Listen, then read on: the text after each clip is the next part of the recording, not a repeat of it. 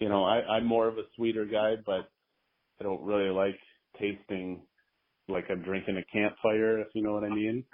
Right. Yeah. So just a lot of consistency, quality control, things like that too, that went into it. So, yeah. No, I mean, that makes sense because, like you said, there are people who want the sweeter ones, and then there are the people on the other Mhm. side that want way more of the smoke. And then there's also, there's the component of what bourbon or whiskey you are going to put in there because that will Yep. also change your profile as well. I mean, obviously you're not sponsored or paired with any other bourbons at all, but do you kind of feel, is there one that you enjoy more? And then is there one that you have your friends or other people that have been like, well, I liked it with this, but the way this one really kind of gave this flavor was something that I really enjoyed as well. Yeah, so our house old fashioned is made with Buffalo Trace. Okay. We Wow. have been pretty That's your lucky to house. That's get pretty that. good. Yeah, we've been pretty lucky to get that on a consistent basis. So we serve it with that, and people are obviously pretty happy when they see that we are serving that. Okay. A couple other people, they'll ask for it with makers because they like that little bite at the end that you get with makers. I feel like sometimes that's it's a little overpowering in an old fashioned. So people really don't tend to go one way or the other. It's just we serve it with Buffalo Trace, and they're extremely happy that they're even getting a pour of Buffalo Trace, especially now because it's so difficult to find. But yeah, as far as people telling me, I guess otherwise. I mean, everybody's got their preference. And I also I guess when we weren't able to get Buffalo Trace, there was a couple times 2 years ago, we actually were using Jim Beam, and man, you could hardly tell the difference. I mean, I'm sure I'll get some flack for that, but I was never a Jim Beam fan, and one of the guys at the golf course, he's like, hey, just try it with that. He goes, it's a really good old fashioned, and honestly, I'd never heard any difference, people saying that it tastes different unless they watched me pour it. And they're like, oh, you make it with Jim Beam now. And no, it's because we can't get Buffalo Trace. But yeah, they loved it, which I was pretty surprised about. But not knocking Jim Beam, but it was not on the top of my list to mix an old fashioned with. So there are people who also enjoy old fashions made with tequila. I know I'm one of them, especially because once I realized that was a thing, I was like, yes, give me that all day because I love tequila. How have you tried this with making it as tequila as well? And if you have, how does that how does that work out for you? Started kind of experimenting Okay. with other old fashions. You have your rum old fashions and your tequila old fashions. Right. And I'll be honest, the only tequila I have is when I take a shot.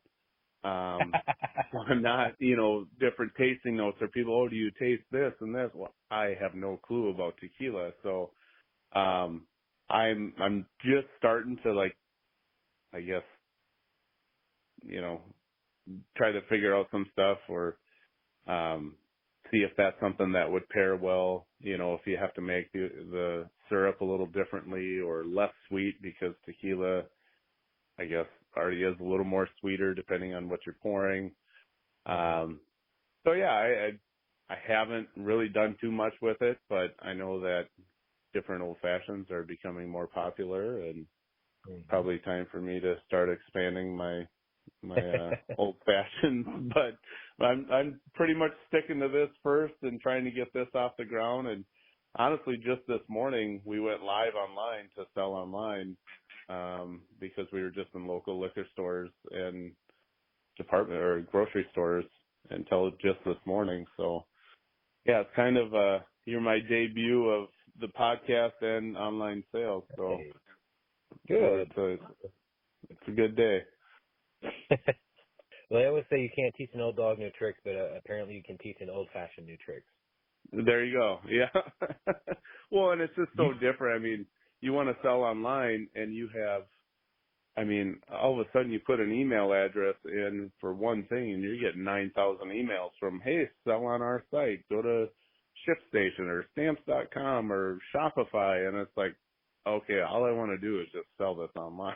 I don't need, so I'm learning every single day. And, I'm a one-man operation right now. I don't have yeah. anybody who's helping, besides my kids maybe putting some labels on the bottles. So if you ever get a bottle and the label's crooked, I mean, that's just the family business right there. There you So go. that's, keep it in the fam.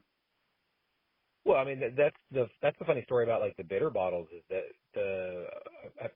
somebody told me this. I haven't actually. I think there's some article or documentary about it or whatever. But the bitters, the reason the bottle is shaped the way it is, and then the label is as massive as it is because the label was actually supposed to be for a bigger bottle. But I think when they got the bottle, it was either the bottles were the size they were supposed to be, or the label was actually supposed to be smaller, but it ended up being bigger. And they're like, screw it, let's just do it the way it is. And now they're just Yeah. known for it. And now other people who make bitters also have gigantic labels, and they're just like, all right, it seems to work for them. We're going to do it for us too. And so I think not aligned labels could definitely be y'all's thing if that's what you wanted to take it up. And, I mean, we try to make them straight, but every once in a while, or we hand write the batch number on the label, and sometimes you write so many labels down, and it's like, ugh, I just totally screwed up an 8 or a 7, and you just let it go, So, but it's funny you bring up the thing about the bitters because it was 2 weeks ago I was making some syrup, and I was like, what is going on with these bottles? Like, why are all these bottles have the oversized labels? And I looked it up, and that's pretty much exactly what you were saying. And I'm like, huh, that makes sense. That's pretty cool. Yeah. Yeah. Once you're known for it, you kind of can't change it. So you're For stuck with sure. it. For sure. Yeah. And it might be a great mistake or a horrible mistake, but, you just roll with it. Exactly. Yeah. You just got to roll. Yeah. I mean, that's just part of doing business is you got to roll with the punches and keep going forward. For sure. And that, I mean, like I said, this is so new to me that I don't even know, like when I was making the labels, I didn't know that a UPC had to have so many numbers. And if you sell it, in this different place, it's got to have X amount of numbers. And, I was just like, man, I got so much stuff to figure out here. All I want to do is make old fashioned syrup. And now I'm looking at if I have 9 or 10 numbers on the back of the bottle. But it's been a learning experience, and I've actually just loved every single part of it because I get bored of things so easily that I'm on to the next thing, on to the next thing. And with this, it's just open another door and figure it out, and here we go. So it's really been a fun learning experience, and I'm sure my wife is probably loving it because I'm not bugging her so much. So, yeah. Well, you're also in this like interesting sweet spot where you're not selling an alcoholic beverage, but you are dealing with alcohol, obviously, because, I don't think people are going to drink it just straight. Not that I'm saying that they can't, but for the most part, they're going to be always mixing it with some liquor of some sort. So you have this freedom of not having to worry about if you can get into grocery stores or also at the same time being in liquor stores and not having to worry about all of that because of the fact that you're not selling an alcoholic product, but you are pairing with alcohol. So people can go to the grocery store, buy your stuff, and, buy all the rest of their groceries while they're at it. And then on the way home, or if they already have liquor at the house, they go, grab their favorite liquor that they would put in their old fashioned and then mix it together. So how great has it kind of been that you're not having to jump through the alcohol hoops when it comes to making a product that does appeal to the alcohol market? It's absolutely fantastic because when I was first starting to look at it, I was like, what I don't see a lot of is batched old fashions for sale, like with the booze in it, the bitters, the syrup, like everything in it. And I was like, man, I wonder if that would kind of be the same thing. Because for golf tournaments, sometime we'll batch a bunch of old fashions, and we'll just kind of pour them over ice as people come in, like on a, at a tournament on a different hole, so they can have an old fashioned out on the course. And people said, yeah, they tasted fine, but then it was like, man, that cuts off half, especially for shipping. And shipping has gotten a lot better with shipping alcohol and stuff like that, but the legalities of it are just insane. And so now, just with no alcohol in it at all, I found that it's a lot easier, dealing with that stuff. Even, and especially, for the people that are selling it too inside their stores. Bob from Woody's Liquor, who was the first liquor store I ever went into, he was like, Eric, this is great, because he goes, as soon as people come in and buy your syrup, he goes, they're buying a bottle of whiskey from me at the same time. He goes, that's a win-win for me. And I like, well, I'll keep that rolling as much as I can for you. And he goes, yeah. And he has been selling more whiskey than he ever has. And, I'm not going to say it contributes to that, but obviously the whiskey and bourbon game is pretty strong right now. And you have all these YouTube channels about bourbon hunting and everything else. So at first I thought maybe it was a fad, but now it's crazy out there. You can't get anything, which kind of sucks too, because, a lot of your bars are not getting the allocated products that they once were. And now, some of these liquor stores are, I saw a bottle of Buffalo Trace the other day for $90. I mean, that's absolutely insane, because it costs $18.50, So, I understand they want to make money, but when they start taking advantage of stuff, it's getting a little out of control. But, no, I've enjoyed the process.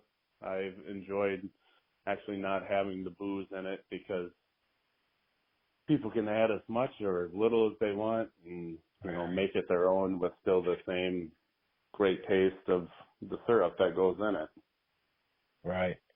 Yeah, going back to getting harder to find the bourbon and stuff, I didn't know that there was such a big resale market until, so my past is I used to work in the wine sales for 14 years, and so I would have call on some mom and pop liquor stores, and some of them would tell me, oh, this guy's back, and I'm like, what's wrong with that guy? And he's like, oh, he's part of the, the bourbon resale people. I was like, that's a thing? Yeah. Because I had no idea. And yeah, they make the market so much harder for so many people. Yeah. Because they'll camp out at these liquor stores, wait till they get their shipments in, and then buy as many as they can or want. For and sure. it just doesn't help people that want the bourbon, but maybe have a day job and they can't just leave to go buy bourbon. And they aren't going to, some of the liquor stores won't hold bourbon for other people.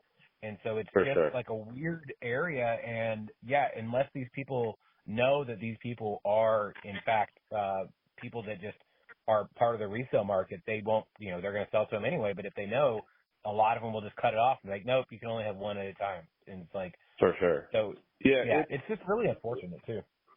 It is, and I know a lot of the guys here in the liquor stores, he goes, that's killing us. And that's why we're not getting the stuff that we normally do, or, we got people who, like you said, that'll camp out. And I'm in a couple of Facebook groups, just bourbon and whiskey groups. And it totally switched from, hey, what have you guys tried? What pairs well with this, to it's all reselling online. And they don't use the term sale because they'll get flagged on Facebook. Now they'll put a recycle sign if they want to trade it, and they'll put a deer with antler with a number behind it or in front of it that says, $300, for the deer. And that's how they get through with it. And, there's been a couple of times where I've gone on there. I'm like, guys, first of all, it's illegal. You can't be selling booze without a liquor license or off sale license. Second of all, you're only hurting yourself because the market on this stuff is already jacked up and you're making it way worse. During Christmas time, is normally when a lot of liquor stores and bars get their nice allocations. For mine, I got, what did I get? I got a Lot B, Van Winkle 12-year, and, what else did I, William LaRue and one other Weller, and